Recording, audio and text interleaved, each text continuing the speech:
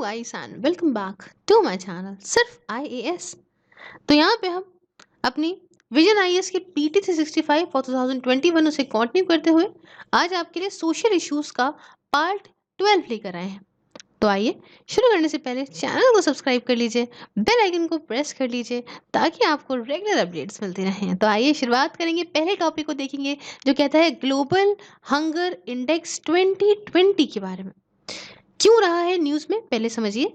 देखिए, global hunger index की report जो कि 2020 के लिए, उसके हिसाब से हमारे देश की, हमारे इंडिया की रैंक आई है 94 आउट ऑफ 107 कंट्रीज। 107 में से हमारी रैंक आई है 94। तो भाई ग्लोबल फाइंडिंग्स क्या है इस रिपोर्ट की, सबसे पहले ये जानते हैं। ये देखा कि भाई 690 मिलियन जो लोग हैं वो अंडर नरिश्ड हैं, जिसमें कि 144 मिलियन जो बच्चे हैं वो स्टंटिंग से जो है झेल रहे हैं, मतलब इनकी जो एज के हिसाब से इनकी हाइट उतनी नहीं है। और जो 47 मिलियन बच्चे हैं वो वेस्टिंग से जूझ रहे हैं। वेस्टिंग मतलब जैसे जिनकी जो हाइट है उस हिसाब से इनका वेट नहीं है। उसके बाद तो ये सब देखने को मिला कि इतना इतना डेटा है। कुछ 2018 में ये जो वेस्टिंग से इतने बच्चे झेले, साथ में 5.3 मिलियन जो बच्चे हैं वो अपने 5वें बर्थडे से पहले ही मर जाते हैं as a result of under nutrition. तो ये सब कुछ देखा गया इसके द्वारा। उसके साथ वर्ल्ड वाइड हंगर इस एट मॉडरेट लेवल पे चल रहा है। वर्ल्ड वाइड जो हंगर है ये मॉडरेट लेवल पे चल रहा है, जो ट्रांसलेट करता है टू अ स्कोर 10 to 19.9 के बीच में आउट ऑफ 100। साउथ सहारियन अफ्रीका और साउथ एशिया के यहाँ देखें तो हाईएस्ट हंगर वहाँ पे है। अंडर न्यूट्रिशन लेवल बहुत ज़्यादा है वर्ल्ड के रीजन से कंपेयर करें, जिसमें 2020 का ग्लोबल हंगर इंडेक्स का स्कोर जो है वो 27.8 है आपका साउथ सहारियन अफ्रीका के लिए, और 26 है साउथ एशिया के लिए। ठीक है, दोनों ही बहुत सीरियस बात है, हल्के में नहीं लेने वाली बात है। वर्ल्ड ट्रैक पे नहीं है। अपना जो सेकंड एसडीजी, हमारा सेकंड सस्टेनेबल डेवलपमेंट गोल है ना, कि हम जीरो हंगर करेंगे, तो इस बात पे वर्ल्ड हमारा सही ट्रैक पे नहीं चल रहा है। हमने क्या कहा, हमने कहा हम 2030 तक जीरो हंगर कर देंगे, ऐसे करेंगे। तो ये इवन मतलब आप कह लो कि जो अगर हम कहें एट द करेंट पेस, तो अप्रोक्सीमेटली जो 37 कंट्रीज हैं वो फेल हो जाएंगी even to reach low hunger by 2030। 2030 तक अगर ऐसे ही चला तो लो हंगर भी नहीं कर पाएंगे, जीरो हंगर तो बहुत दूर की बात है। अब आगे बढ़ते हैं और जानते हैं यहाँ पे कि ये ग्लोबल हंगर इंडेक्स क्या है। तो देखो भैया, ये एक ऐसा तरीका है जिसे इस तरह से बनाया गया है कि आप कॉम्प्रिहेंसिवली मेजर करो और ट्रैक करो कि जो हंगर है वो ग्लोबल लेवल पे क्या है, रीजनल लेवल पे कैसी चल रही है, नेशनल लेवल पे कैसे चल रही है। तरीका बहुत सही है। अब देखिए, बहुत ही इंपॉर्टेंट बात कि इसको पब्लिश कौन करता है।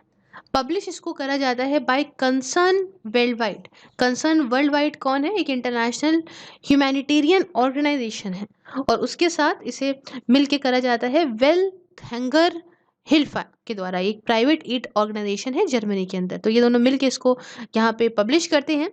डिज़ाइन इस तरह से करा गया है कि अवेयरनेस फैलाई जाए लोगों को। यहाँ पे जो अंडरस्टैंडिंग है, जो स्ट्रगल हो रहा है अगेंस्ट हंगर, उसके लिए भाई लोगों में जानकारी हो।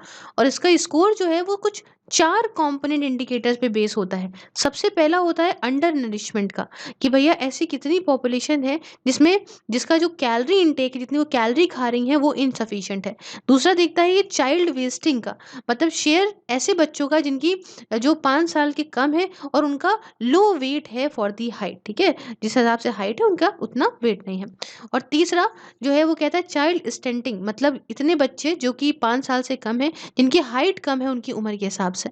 और चौथा आता है चाइल्ड मोर्टेलिटी का, मतलब ऐसे बच्चे जिनका जो मोर्टेलिटी रेट है बच्चों का अंडर एज 5, मतलब क्या प्रोबेबिलिटी है कि 5 साल से कम के बच्चे कितने जीवित रह रहे हैं।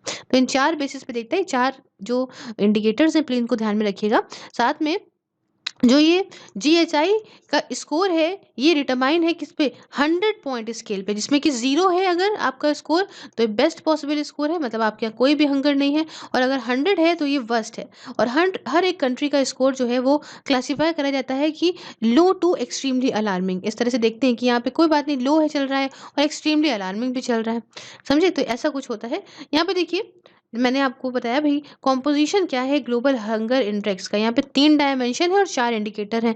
3 डायमेंशन कौन से हैं, इनएडिक्वेट फूड सप्लाई मतलब अंडर नरिशमेंट, फिर आता है चाइल्ड मोर्टेलिटी मतलब अंडर 5 मोर्टेलिटी रेट क्या चल रहा है, और चाइल्ड अंडर नरिशमेंट मतलब वेस्टिंग क्या है 1/6, और वेस्टिंग स्टंटिंग आता है 1/6, मतलब ये सब कुछ आ गया यहाँ पे।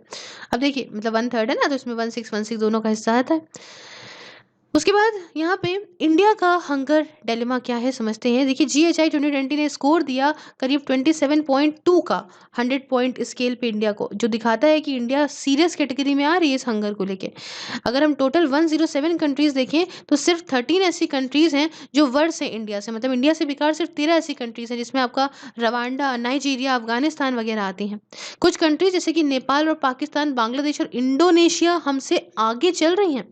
और अगर हम ओवरऑल अंडर नरिशमेंट की बात करें, अगर हम यहाँ पे ओवरऑल अंडर नरिशमेंट की बात करें, तो 14% जो इंडिया की पॉपुलेशन है वो इनफ कैलोरीज नहीं पाती डेली। ऑलमोस्ट 35% जो इंडिया के बच्चे हैं ये स्टंटेड हैं, और जो 17.3% इंडिया के जो बच्चे हैं अंडर 5 ये वेस्टेड हैं, और अंडर 5 मोर्टालिटी रेट बताऊं तो ये चल रहा है 3.7। दूसरी बात, अगर हम फूड इनसिक्योरिटी की, तो भाई food insecurity, poor sanitation, inadequate housing और limited access to health care की बात करें, तो सारे ही रिजल्ट जो है वो रिजल्ट हैं, सारे रिजल्ट इन मैटरनल डिस्ट्रेस, जो की वजह से यहाँ पे एक तरीके से स्लो क्रॉनिक वेस्टिंग देखने को हमारे यहाँ के बच्चों में मिल रही है। अब इससे रिलेटेड कुछ कॉन्सेप्ट्स के बारे में भी जान लेते हैं। देखो भैया, सबसे पहले अगर हम हंगर की बात करें तो यहाँ पे FAO मतलब फूड एंड एग्रीकल्चर ऑर्गेनाइजेशन कहता है, डिफाइन करता है कि फूड डेप्रीविएशन या फिर अंडर नरिशमेंट ये क्या होते हैं। ये है कि भैया अब आप बहुत ही कम कैलोरीज खाते हो, कंजम्पशन आपका बहुत ही कम कैलोरीज का है, to provide minimum amount of dietary energy, मतलब आपको जो minimum amount of dietary energy के लिए कुछ कैलोरीज खानी पड़ेंगी ना, तो उतनी कैलोरीज भी आपको नहीं मिल रही है। एक इंसान को जितनी ज़रूरत होती है अपनी एक हेल्दी लाइफ जीने के लिए, प्रोडक्टिव लाइफ जीने के लिए, जितनी कैलोरीज की ज़रूरत होती है, आप उतना अगर नहीं खा रहे हो तो इसका मतलब कि आप अंडर नरिशमेंट के अंदर आ रहे हो। ठीक है, और यहाँ पे हंगर यूजुअली आप समझ सकते हो कि ये ऐसा है कि to distress associated with the lack of sufficient calories, जो भैया कम खाना मिल रहा है, कम कैलोरीज मिल रही हैं, तो उससे जो डिस्ट्रेस होता है, इसे आप इस तरह से समझो कि इस हंगर से ले लो भूख, भूख है ना, फील करके देखो। दूसरी बात, अंडर न्यूट्रिशन की अगर हम बात करें तो ये रिजल्ट है कि अब आप इनएडिक्वेट इंटेक कर रहे हो फूड का इन टर्म्स ऑफ इधर क्वांटिटी या क्वालिटी, पुअर यूटिलाइजेशन कर रहे हो न्यूट्रिएंट्स का ड्यू टू इन्फेक्शंस या कुछ दूसरे इलनेस की वजह से, या फिर इन सारे फैक्टर्स का कॉम्बिनेशन। जैसे समझो खाना तो खा रहे हो तुम, लेकिन खाने में जो चीज़ें चाहिए वो नहीं खा रहे हो, है ना, इनएडिक्वेट है, या क्वालिटी खराब है या क्वांटिटी खराब है, और जो न्यूट्रिएंट्स का सही यूज़ नहीं हो रहा है, क्यों, इन्फेक्शंस की वजह से या फिर कोई दूसरे इलनेस की वजह से, या कॉम्बिनेशन इन सारे फैक्टर्स का। तो ये बात है। उसके बाद माल न्यूट्रिशन की अगर हम बात करें तो इसका मतलब होता है कुपोषण, मतलब इसमें आप सब कुछ देख लो, ये broadly to both under nutrition मतलब प्रॉब्लम जो कि डेफिशिएंसी की वजह से होती हैं, और ओवर न्यूट्रिशन दोनों की वजह से होती हैं, मतलब यहाँ पे प्रॉब्लम्स जो अनबैलेंस डाइट है, ओवर ही कुछ खाए ले रहे हैं, ठीक है, तो दोनों की वजह से होती है। तो माल न्यूट्रिशन में दोनों चीज़ें आती हैं, बात याद रखिएगा। आगे बढ़ेंगे, नेक्स्ट टॉपिक की बात करेंगे जो कहता है भाई ग्लोबल न्यूट्रिशन रिपोर्ट 2020 GNR के बारे में। तो न्यूज़ में क्यों नहीं समझते हैं, देखो according to global nutrition report 2020 India जो है वो ऐसी 88 कंट्रीज में आ रहा है जो लाइकली ऐसा है कि ये to miss global nutrition target by 2025, जो भैया 2025 तक जो ग्लोबल न्यूट्रिशन टारगेट है उसे पूरा नहीं कर पाएगी। तो क्या है ग्लोबल न्यूट्रिशन टारगेट, समझो 2012 की बात है, 2012 की बात है बच्चों, जब वर्ल्ड हेल्थ असेंबली रेजोल्यूशन ने इंडोर्स किया था एक comprehensive implementation plan on maternal infant and young children nutrition को लेके। और ग्लोबल टारगेट 2015 के ये थे कि हम मैटरनल मतलब माता का, फिर इन्फेंट जो छोटा बच्चा हो उसका, और यंग चिल्ड्रन न्यूट्रिशन को इम्प्रूव करेंगे। इसमें हम क्या करेंगे भाई, 40% रिडक्शन करेंगे, जो बच्चे हैं आपके, नंबर ऑफ चिल्ड्रन है अंडर 5 जो स्टंटेड हैं उनमें हम कमी करने की कोशिश करेंगे 40% से। उसके बाद 30% रिडक्शन करेंगे लो बर्थ वेट से। उसके बाद हम यहाँ पे जो रेट है एक्सक्लूसिव ब्रेस्ट फीडिंग का फर्स्ट 6 मंथ में उसे हम एटलीस्ट 50% से बढ़ाने की कोशिश करेंगे। कहते हैं माँ का दूध स्टार्टिंग में बहुत अच्छा होता है, तो इसलिए बढ़ाने की कोशिश करेंगे। 50% उन्होंने कहा था कि हम अनीमिया जो कि खून की कमी रहती है औरतों में रिप्रोडक्टिव एज के टाइम पे, उसे कम करेंगे। कोई भी no increase in childhood overweight, मतलब बचपन में जो बच्चे मोटे बहुत हो जाते हैं ओवर एक्सेस खा-खा के, वो नहीं होना चाहिए। साथ में रिड्यूस या मेंटेन करना चाहिए चाइल्डहुड वेस्टिंग को टू लेस दैन 5%। तो ये सब हमने भैया सोचा था, ग्लोबल टारगेट 2015 ये थे। अब यहाँ पे देखो भई, कुछ बात आपको बताना चाहूँगी मुद्दे पे वापस आके। ये ग्लोबल न्यूट्रिशन रिपोर्ट, ये 2020, ये इसके बारे में कुछ समझते हैं। देखिए, ये मल्टी स्टेक होल्डर इनिशिएटिव है। यहाँ कई सारे लोग हैं जो समझते हैं, देखते हैं, एसेस करते हैं कि कितनी प्रोग्रेस हुई है। जो हमारा 2025 का जो ग्लोबल न्यूट्रिशन टारगेट है, जिसे इस्टेब्लिश करा है वर्ल्ड हेल्थ असेंबली ने, उसको पाने में हमने अभी तक कितनी इंप्रूवमेंट कर ली है अपने उद्देश्य की तरफ। काफ़ी इम्पोर्टेंट है ये हमें मदद करने के लिए कि to helping hold stake holders to account on the commitment they have made towards tackling mal nutrition. कि भैया यहाँ पे समझने के लिए है कि सारे स्टेक होल्डर जिन्होंने कहा था कि भैया हम इतना इतना जो है वो मैल न्यूट्रिशन को टैकल करेंगे, ये हमारे उद्देश्य है, ऐसे ऐसे टाइम पे करेंगे, तो कितना ये जो है आगे बढ़ा है इस चीज़ को। तो इसलिए काफ़ी इंपॉर्टेंट हो जाती है ये ग्लोबल न्यूट्रिशन रिपोर्ट। अब बात करेंगे इंडिया के रेफरेंस में, तो भई क्या पता चला है इंडिया के रेफरेंस में, ये बात यहाँ पे जानते हैं। ना, इसके पहले वाला जो मैंने आपको बताया था ना 40% रिडक्शन, ये सब इस चार्ट के अंदर लिखा हुआ है। पॉज़ करके आप चाहो तो देख भी सकते हैं। खैर, इंडिया के स्पेसिफिक फाइंडिंग्स बताना चाहूँगी। सबसे पहला, ग्लोबल न्यूट्रिशन टारगेट। तो इंडिया मिस कर देगा टारगेट्स को चारों ही न्यूट्रिशन इंडिकेटर्स में, जैसे कि भाई स्टंटिंग में भी, अनीमिया में भी, ओवरवेट में भी और एक्सक्लूसिव ब्रेस्ट फीडिंग में भी। उसके साथ यहाँ पे दूसरी बात, स्टंटेड और वेस्टेड की बात करें तो हमारे देश के अंदर, मैं ये दोनों बता चुकी हूँ स्टंटेड और वेस्टेड क्या होता है, पहले वाला टॉपिक देख लीजिएगा, ठीक है। इंडिया के अंदर 37.9% जो बच्चे हैं जिनकी उम्र 5 साल से कम है वो स्टंटेड हैं, और करीब 20.8 बच्चे जो हैं ऐसे वो वेस्टेड हैं। अगर आप कंपेयर करो, एशिया का एवरेज चल रहा है 22.7% स्टंटेड के लिए, और वेस्टेड के लिए चल रहा है 9.4। तो अपन चल रहे हैं आगे इस मामले में। इनइक्वालिटीज़ ये भाई दिखा रही हैं, स्टंटिंग के कारण है। स्टंटिंग बहुत ज़्यादा देखने को मिलती है, बीइंग 10.1 हायर है रूरल में वर्सेस अर्बन एरियाज, मतलब यहाँ पे गांव में ज़्यादा स्टंटिंग देखने को मिल जाती है। खैर, अंडरवेट की बात करें तो भाई इंडिया के अंदर अंडरवेट में देखने को मिला है कि 2000 से लेके 2016 के बीच में जो अंडरवेट का रेट है, अंडरवेट का मतलब होता है बच्चों की एज के हिसाब से जब बच्चे का कम वेट होता है, तो ये 2000 से 2016 के बीच में कम हुआ है। ये पहले हुआ करता था 66.0%, ये अब घट के 58.1% हो गया है फॉर बॉयज़, और यहाँ पे 54.2% होता था ये पहले, और अब ये घट के 50.1 हो गया है फॉर गर्ल्स। हालाँकि अभी भी कुछ बहुत नहीं है, ग्लोबल एवरेज मानो कितना है, बॉयज़ के लिए 35.6 है, गर्ल्स के लिए 31.8 है, तो अभी भी हम बहुत आगे चल रहे हैं, कोई पीछे नहीं चल रहे हैं। फिर ओवरवेट की अगर हम बात करें तो यहाँ पे 2015, एज़ ऑफ 2015 जो national prevalence of under 5 overweight है वो 2.4% है, और ये बढ़ा है स्लाइटली फ्रॉम 1.9% इन 2006। तो 6 से कंपेयर किया जो हमने 15 में, तो थोड़ा बढ़ा देखने को मिला। क्लियर है। उसके अडल्ट न्यूट्रिशन की बात करें तो इंडिया का जो अडल्ट पॉपुलेशन है, ये मैल न्यूट्रिशन बर्डन को फेस करता है। अब आप जानते हो बहुत ही ज़्यादा जो हमारे यहाँ जो बड़े लोग हैं, जो अडल्ट पॉपुलेशन है हमारे देश के अंदर, उसमें भी बहुत ज़्यादा मैल न्यूट्रिशन है। करीब 51.4 जो परसेंटेज ऑफ वुमेन है रिप्रोडक्टिव एज की, इनके एनीमिया है, इनके अंदर खून की कमी है। 9.1% जो अडल्ट मेन है, इनको डायबिटीज़ है। अगर आप देखो 8.3%, तो ये औरतों को भी डायबिटीज़ है। 5.1% जो औरतें हैं, और आपका 2.7% जो मेन है वो ओबेसिटी से जूझ रहे हैं, मतलब ये खूब मोटे ताजे हो गए हैं। उसके बाद यहाँ पे देखिए कुछ स्टेप्स जो सरकार ने लिए हैं, इंडियन गवर्नमेंट ने लिए हैं न्यूट्रिशन वेलबींग के लिए, कैसे न्यूट्रिशन मेंटेन कर सकते हैं। सबसे पहला है इसमें इंटीग्रेटेड चाइल्ड डेवलपमेंट स्कीम। इसका एम है कि किस तरीके से न्यूट्रिशनल और हेल्थ स्टेटस को बच्चों के अंदर जिनकी उम्र 0 से लेके 6 साल तक की है उनमें बढ़ाएं।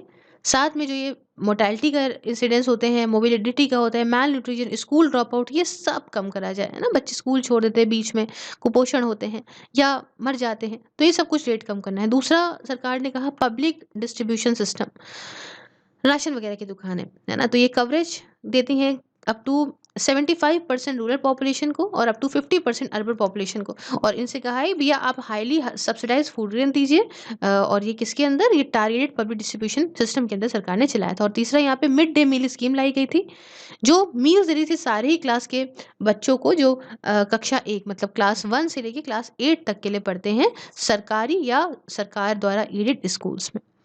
तो ये कुछ बात हमने करी। उसके बाद नेक्स्ट टॉपिक की बात करते हैं, कुछ इंपॉर्टेंट रिपोर्ट्स की बात करते हैं। तो सबसे पहले जो रिपोर्ट का नाम आता है, चार्ट यहीं पे अवेलेबल है, देख सकते हैं आप, global report on food crisis 2020 के बारे में। रिपोर्ट को प्रोड्यूस किया जाता है global network against food crisis के द्वारा। ये एक इंटरनेशनल अलायंस है जो कि काम कर रहा है कि किस तरीके से हम यहाँ पे एड्रेस करें जो मेन जड़ें हैं, जो मेन वजह है एक्सट्रीम हंगर की, जो इतनी भुखमरी आती है इसकी। साथ में इसको लॉन्च करा गया यूरोपियन यूनियन FAO और WFP के द्वारा ड्यूरिंग 2016 जो वर्ल्ड ह्यूमैनिटेरियन समिट हुआ था वहाँ पे।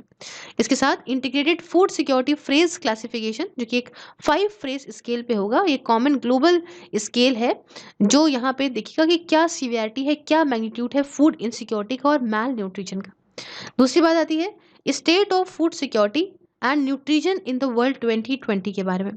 तो जॉइंट रिपोर्ट इशू करी जाती है हर साल फूड एंड एग्रीकल्चर ऑर्गेनाइजेशन के द्वारा, international fund for agriculture development के द्वारा, यूनिसेफ के द्वारा और वर्ल्ड फूड प्रोग्राम और WHO के द्वारा। तीसरे नंबर पे आता है state of food and agriculture 2020 के बारे में। तो ये एक फूड एंड एग्रीकल्चर ऑर्गेनाइजेशन की रिपोर्ट है, तो दिखाती है कि क्या नए एस्टिमेट्स हैं, उसे दिखाती है on the pervasiveness of water scarcity in agriculture, और भी क्या चल रही है वाटर स्कैरसिटी एग्रीकल्चर में और कितने लोग अफेक्ट हो रहे हैं, ये सब कुछ ये दिखाती है। और लास्ट में आती है recommended dietary allowances and nutrient requirement report. Report prepare करता है ICMR और नेशनल इंस्टीट्यूट ऑफ न्यूट्रिशन। साथ में रिपोर्ट रीडिफाइन करती है रेफरेंस एज जो है इंडियन अडल्ट मैन की और वुमेन की टू 19 to 39 कहती है, पहले कितनी थी 20 to 39 थी, अब इसको एक साल और कम कर दिया गया है। बॉडी वेट को यहाँ पे रखा गया है 65 kgs मेल के लिए और 55 kgs फीमेल के लिए, वाइल जो पहले वाली थी वो 60 kg और 50 kg, मतलब 60 किलो था ये आपका मेल्स के लिए और 50 किलो था ये फीमेल्स के लिए।